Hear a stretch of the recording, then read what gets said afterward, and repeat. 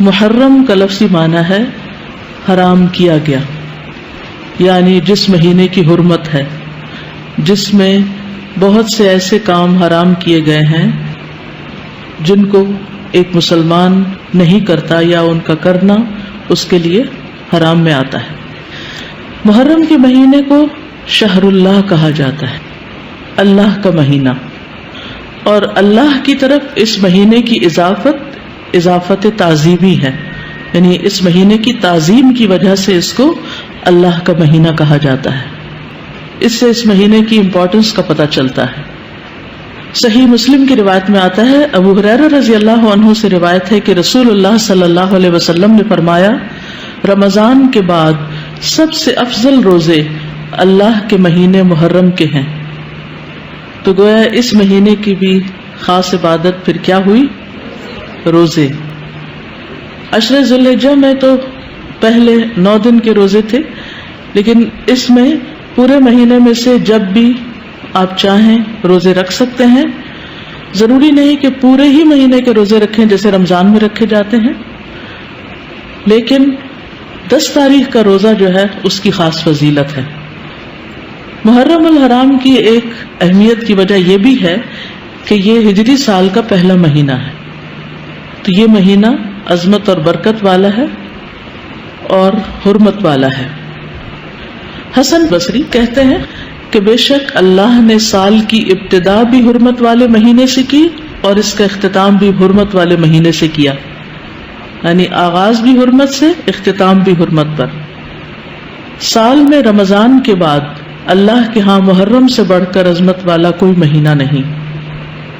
تو اس سے کیا پتہ چلتا ہے کہ اگر کسی چیز کی ابتدا میں بھی حرمت ہے اور انتہا میں بھی، تو پھر ان دو کے بیچ میں کیا ہونا چاہیے؟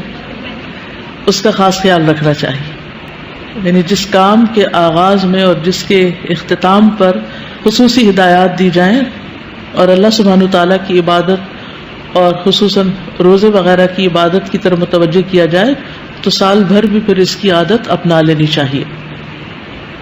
نئے سال کا آغاز جو ہے وہ دعا سے کرنا چاہیے۔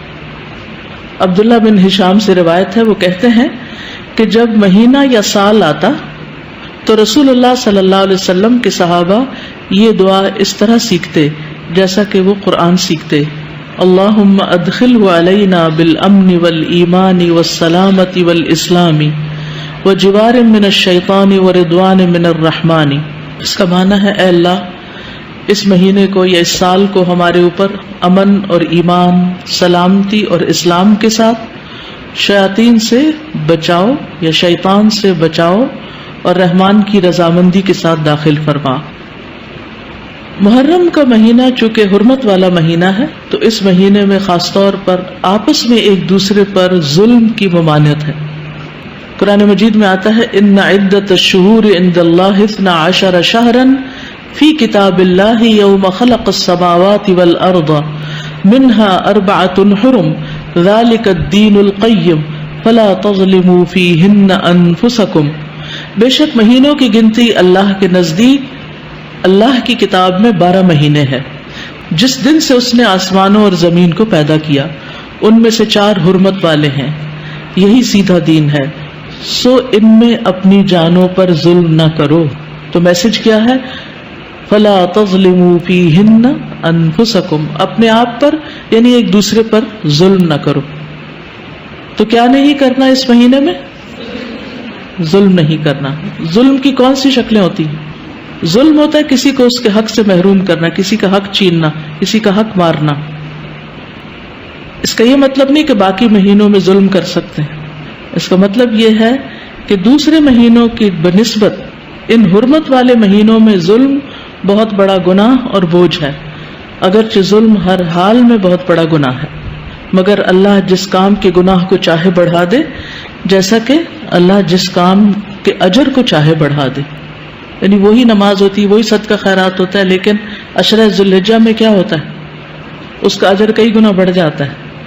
اسی طرح حرمت والے مہینوں میں ظلم کا گناہ جو ہے وہ زیادہ ہو جاتا ہے، اور یہ 4 مہینے خاص طور پر 1/3 آف دا ایئر خاص طور پر اس لیے اس کام کے لیے رکھا گیا اور اس کی شدت کا احساس دلایا گیا تاکہ لوگ اس کی پریکٹس کریں، کانشیس ہوں، اور خصوصی طور پر اس میں اپنے آپ کو ایسے گناہوں سے بچائیں تاکہ باقی سال بھی اس پر عمل کر سکیں۔